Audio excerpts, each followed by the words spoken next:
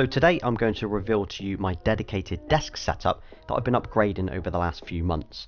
And if, like me, there's a good chance that you'll be working from home right now, whether that's by choice or not. So this video might be of interest to you.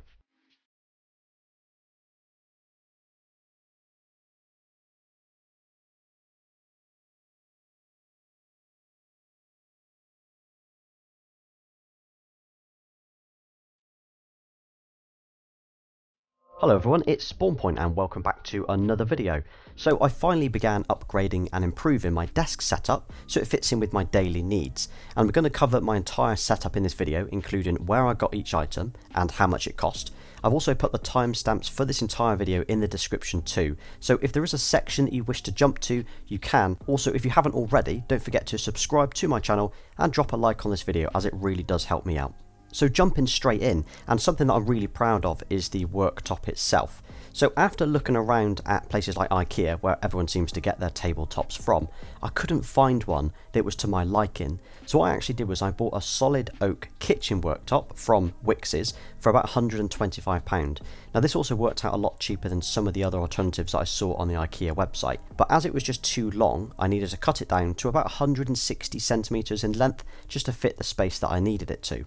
Now out of the box it was still too light as well, so although it was a solid oak worktop, I needed to sand it back, and then I treated the wood to 3 coats of dark wood stain to give it a more rustic look, and then I topped it off with a clear wax as well just to protect it from daily use. And then it's just resting on top of the cabinets below with just some small rubber pads. It's not drilled or attached in any other way, but it's so heavy that it's not really going to move anywhere. And intentionally as well, the desktop itself is 60 centimeters deep, whereas the drawers underneath are 58 centimeters deep, which means that the desk actually overhangs slightly, and I really like that look as well.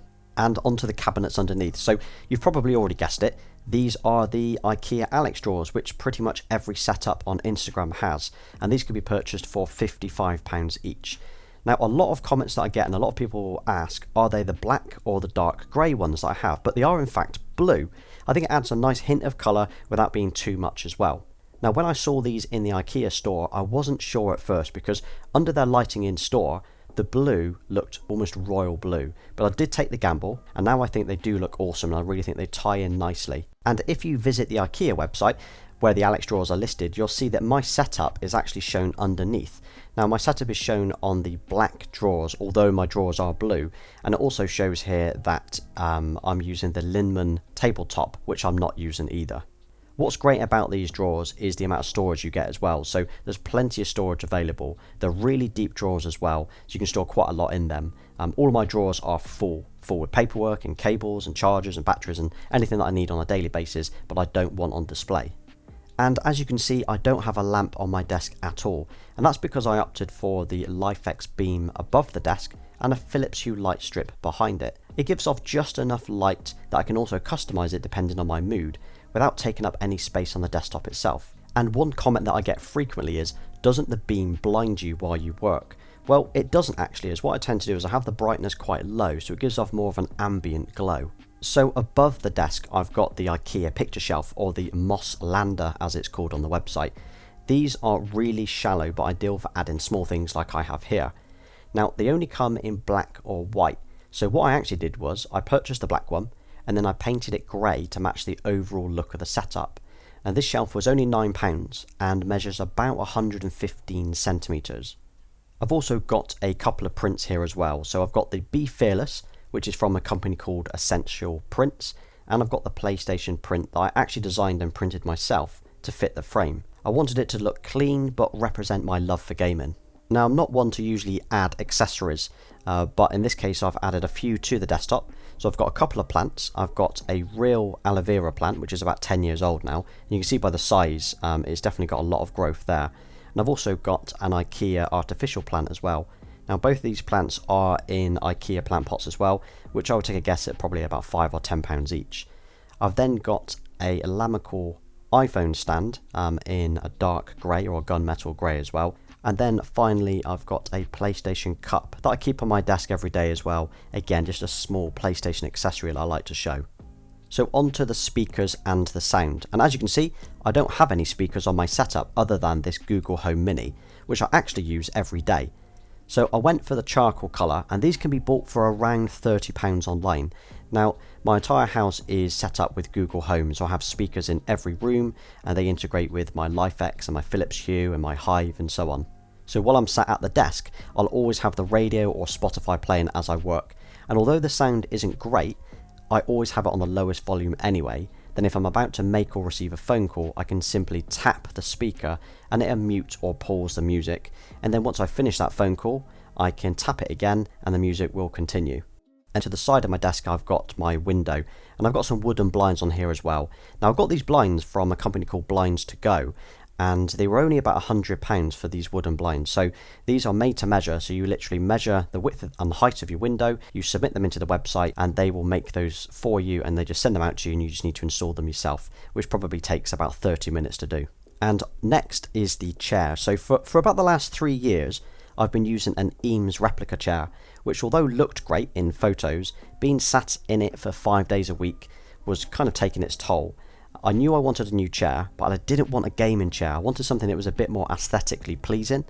Then Autonomous reached out to me and offered me their Ergo Chair 2, which retails for about £300. I'll just point out this is not a sponsored video. So I went for the all black version to fit in with the overall look of my setup. It's got a jet black frame and cushion with some nice branding throughout, and the chair itself is a dark grey mesh effect, and it feels really supportive yet still allows decent airflow as well. It's got all the usual adjustments you'd expect from a chair too, such as tilt and height, lumbar support, a headrest and arm adjustments too. So as I say, I went for the all black, but you can get it in white, grey, green, blue and some other combinations too. And comparing it to what I was sat in up until last week, this chair is incredibly comfy. I can already feel the improvements to my back and my posture. So if you're looking for a chair that is aesthetically pleasing but offers plenty of support, I would highly recommend this one. There are a lot of gaming chairs out there as well, but it wasn't something that I was interested in for the aesthetic look of my setup. Now with having carpet under my desk and using this chair on a daily basis, it means there's a good chance I'll get some wear and tear on the carpet and in turn obviously ruining it.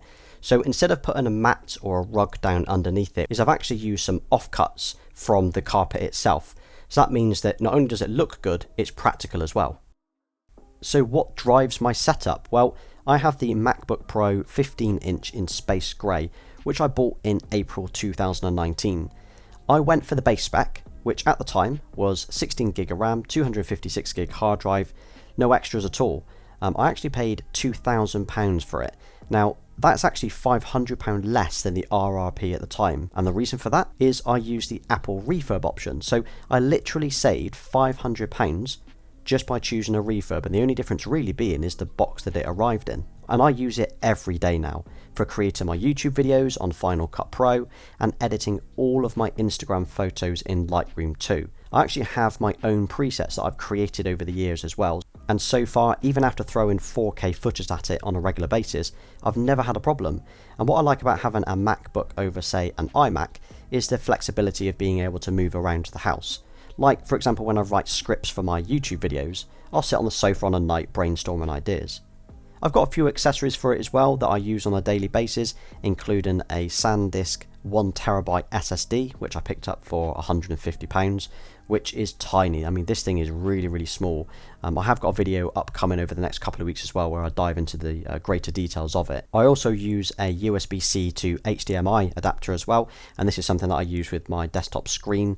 And I've got another little adapter here which allows me to plug in an SD card and various other USBs as well. Each of these are about £15 each.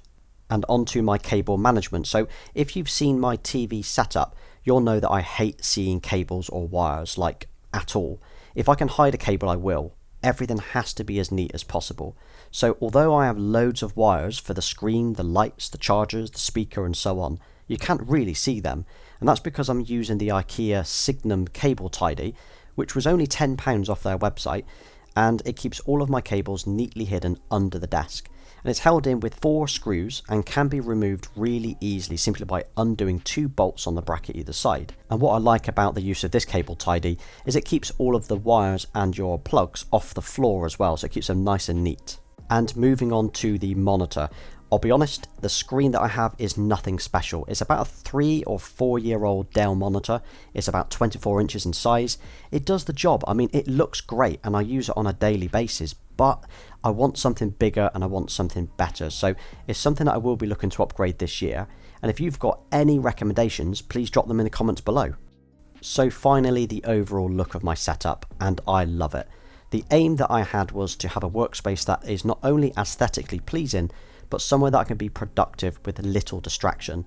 I also wanted a desk that was kind of unique as well, which with the custom worktop, the shelves and the prints, hopefully that is.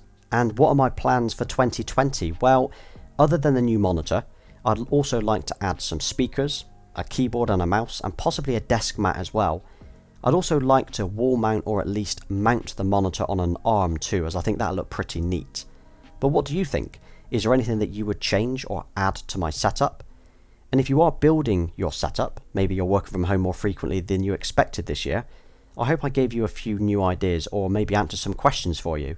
And if you do have any questions, drop them in the comments below as I do try and respond to them all. Well, as always, thanks for watching and I hope this video was useful.